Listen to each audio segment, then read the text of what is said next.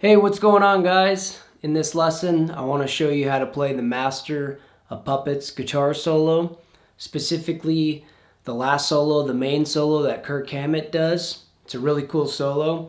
And as always, in my videos, I want to try and give you a little bit different of a perspective, per se, than maybe what's already on YouTube. There's a lot of great stuff in regarding teachings towards this solo and the song, but I'd like to maybe offer something different and hopefully, obviously, show you the correct parts and just get you thinking a little bit differently about it. Maybe integrate some other aspects you might not have been thinking about. So, jumping right in, I'm not going to be giving you any tabs or anything for this. There's lots of tabs that are already out there.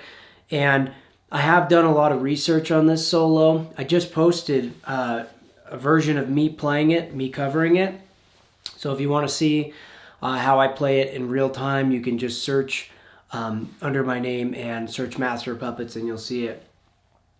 And with all the research that I've done, I've watched a lot of videos of Kirk Hammett playing live. I've tried to search for lessons of him maybe teaching it. And I checked out lots of different teachers on YouTube going through it. And most people have done a great job, but I do think there's a few things that people are missing. And I'd like to maybe offer that up for you today. So, getting into the first lick, everything that's being played for the most part in this solo is over E minor, okay? So, in the back or the rhythm, James is playing, like a fast downstroke kind of a thing. It does switch to F sharp minor at some point. We'll get to that in a minute. So the first lick, the way I'm looking at this is an A minor 9 arpeggio. Okay, so slowly.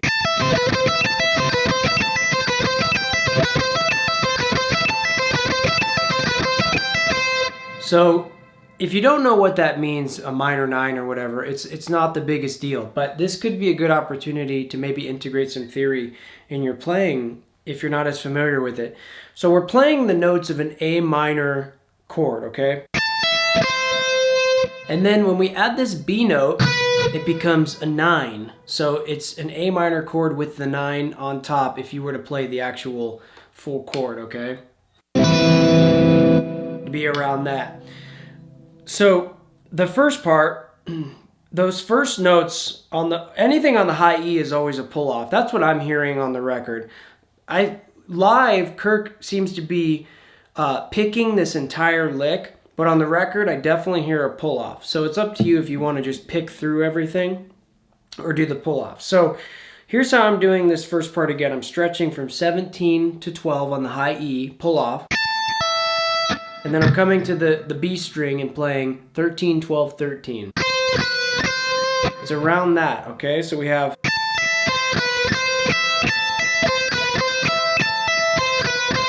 That's the pattern right there. I'm keeping a tight picking hand. You can keep it a little looser. You don't have to cuff it like I do. I just prefer that because I think it's a little bit of a tighter sound in general. But the idea of the lick is that I'm picking everything on the B string, but on the high E, there's pull-offs involved, okay? So after 3 times of that, you're switching now to playing a G note up top. So your pinky is playing 15th fret on the G. Sorry, on the high E. And then we're going to do the same sequence again.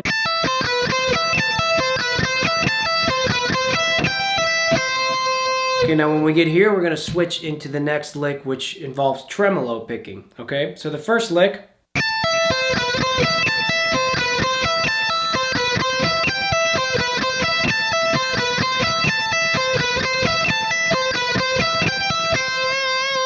All right, now we're going into the next lick, okay?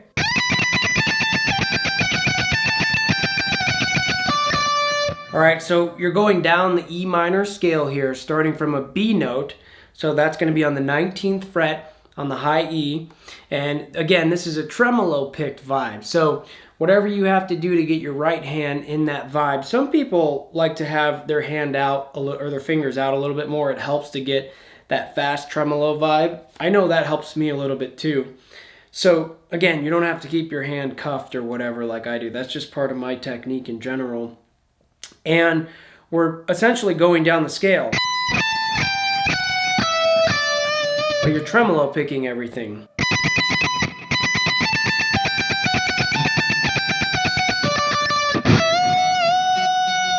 Okay, so you just got to build up that speed and work through it as you kind of move along. Then we're getting this whole step bend twice on an E note to an F sharp, okay? That's going to be on the 17th fret bending to 19, coming from the tremolo lick.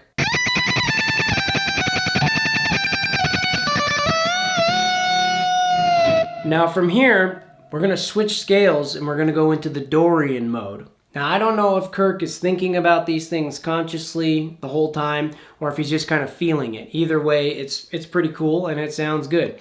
So if you're unfamiliar with the Dorian mode, this is essentially playing the major scale, or sorry, the natural minor scale, but with a raised sixth. Okay, you can also look at that as integrating the major sixth in there. So if we were playing an E, which we are, that note makes it Dorian, and then it makes it a bit smoother.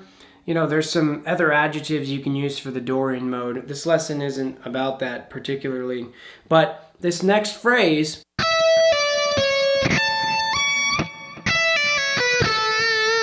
I know that sounded kind of funny there, and you're probably like, did he mean to do that? Well, this part is actually where Kirk was talking to Guitar World in an interview, and he said there was a lick in this solo that he accidentally pulled off of the fretboard.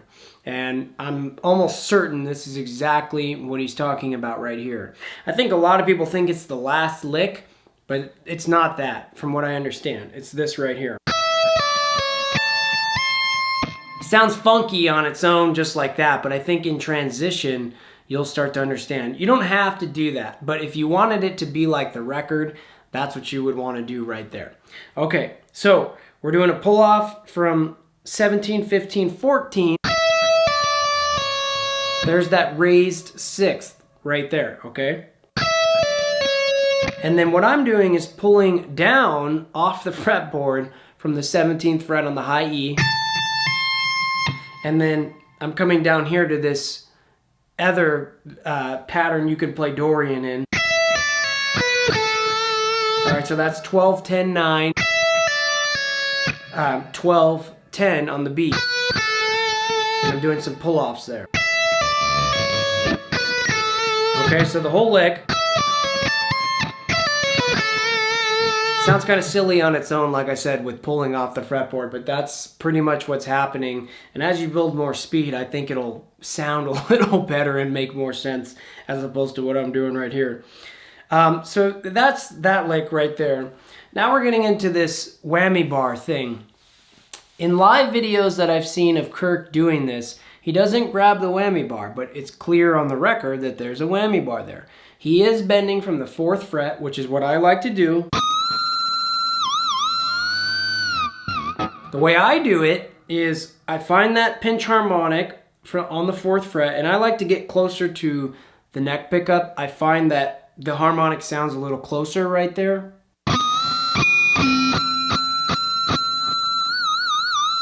It's not super close to it, but for my guitar and where I'm playing, that seems to be replicating the sound for the most part. If you do it over here, it sounds good, but I don't think that's like what's on the record. It sounds more... So you're bending a whole step from the 4th fret on the G, and you're getting a pinch harmonic, okay? Grabbing the bar, pulling up about a whole step, and then we're gonna shake the bar a couple times from there. It's a hard lick to explain, but if you experiment with it, you'll get it. Okay, really, really cool. This next part is very, very unclear to most people, including me. It sounds like on the record, it's obviously F sharp minor, pentatonic, what's happening here, but there's some like staccato and some grace note stuff happening. It's very, very hard to emulate, and Kirk doesn't do it the same live as he did on the record. This is another part of the solo. He doesn't do exactly the same. Here's how I'm kind of playing it. And I'm doing it in more of a staccato fashion. Now that's probably not 100% note for note, but it's definitely comparable, and I think it sounds good, and it's right there with what he's doing for the most part. I do hear I hear that in there.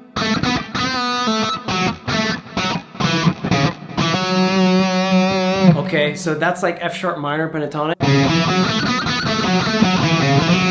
Or the blues scale if you want to look at it like that, because we did add in that half step there. So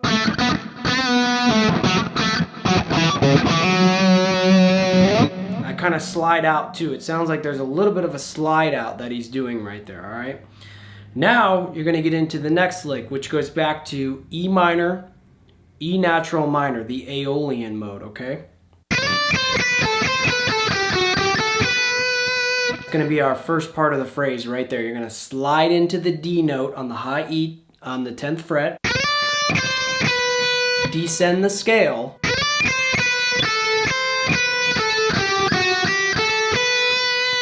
all right, and from there now you're going to add in some tremolo picking, and that's going to lead you into this phrase that ascends on the high E up the fretboard, okay? So slowly.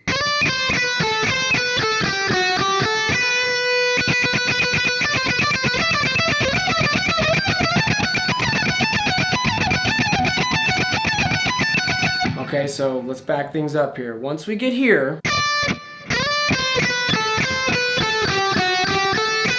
tremolo. Okay, now you're gonna get twice each as you move up, all right? 1, 2, 1, 2, 1, 2. Here is only once.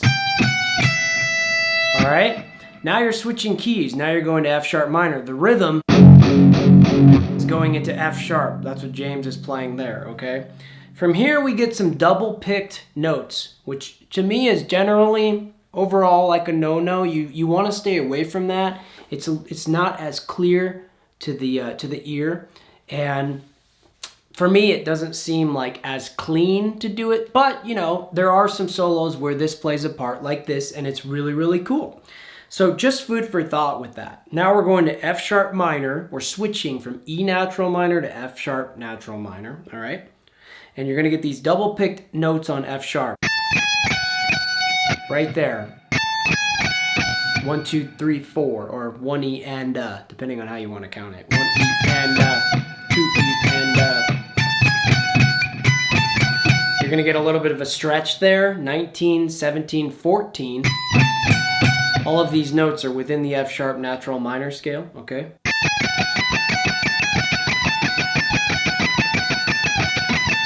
All right, now you're gonna get these unison bends,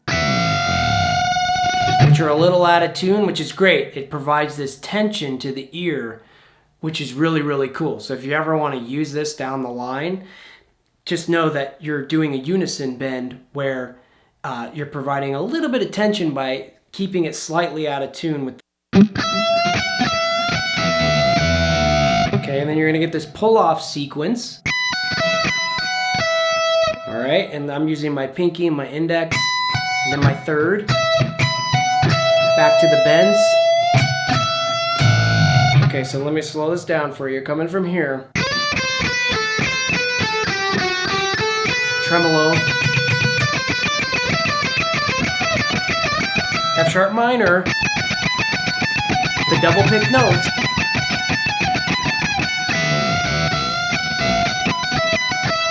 Two, 3, 4, 5. Now we're gonna switch. 1, 2, 3, 4. Then we're gonna go up. 1, 2, up. 1, 2, 1, 2. One more. 1, 2. End the solo with a bend from D to E. Okay, that can be kind of confusing, but that's why I was counting it aloud, because it helped me when I was learning the solo to count how many times those unison bends are happening before I switch. All right, so the first time it's 3 times, 2, 3, pull-offs, and then here we get it 5 times. 1, 2, 3, 4, 5. switch, half step up, 1, 2, 3, 4. Then I'm gonna go up 2 frets, a hold step, and do it twice. 1, 2, half step, 2 more times, 1, 2, half step, 2 more times, 1, 2, and then you bend on the 22nd fret, going up to the 24th fret. You're gonna grab the bar and just go for it, shake it, you know. So, okay, let me play that lick for you slowly from the double picked notes.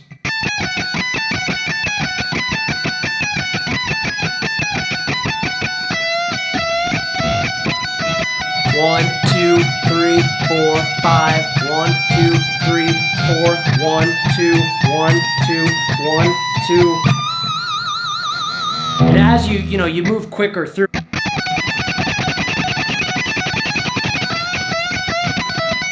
3, 4, 5. 1, 2, 3, 4. 2, 1, 2, 1, 2. I know it kind of seems a little like it's a lot of racket trying to count that at the same time, but if you want to play it, I think exactly like the record, from what I'm hearing, you got to kind of count it or abbreviate it slowly and then move along. So that's basically the solo right there. I'll go through and play every part again slowly for you, and just so you have it. And always work through these things very slowly. That's just the general tip in for any solo that I like to learn, and I always recommend to my students. Take things slow, phrase by phrase, get the technique, and then build up the speed and whatnot, okay? So, from the beginning here, with the arpeggios.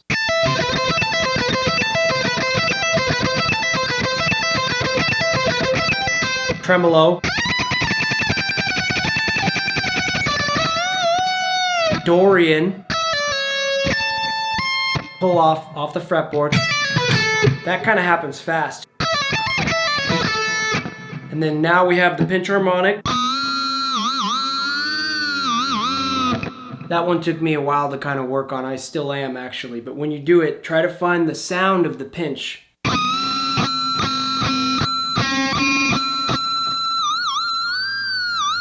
Okay. Very staccato with some grace notes in there if you can get them to glide through, if you will. F sharp minor blues. At least that's how I'm looking at that right there. Slide out. Now you're going to slide into this next lick, which is E natural minor.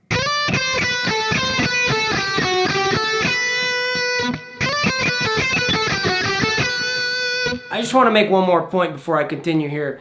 This F sharp blues thing, you could just consider that still in mostly Dorian, because you have the C sharp here.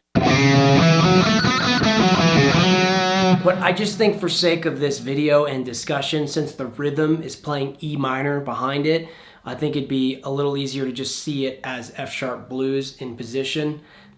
Just food for thought with that one. Okay, now moving on.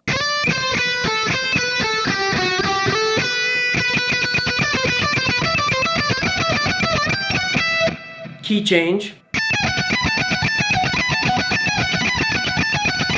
1, 2, 3.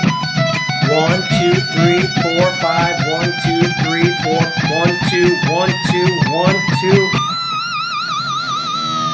And that's it right there.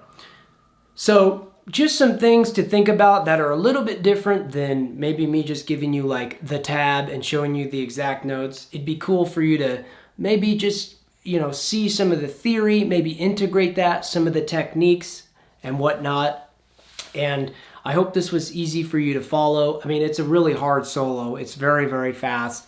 I'll give you a little extra bonus tip, and what I tell my students, my Skype guitar students, is I use the Transcribe software. So if you download Transcribe, you can import any song and you can slow things down without it changing the pitch. So what I'll do is I'll import, like for this solo, I got the MP3 of it and I imported it into Transcribe and I slowed it down to about 70%, then 80%, and I built up from there when I could play it up to speed. And that really strengthens my technique. It helps me to hear things that would be really hard to hear in the track if you just played it at full speed and you kept like replaying it, trying to hear it like that.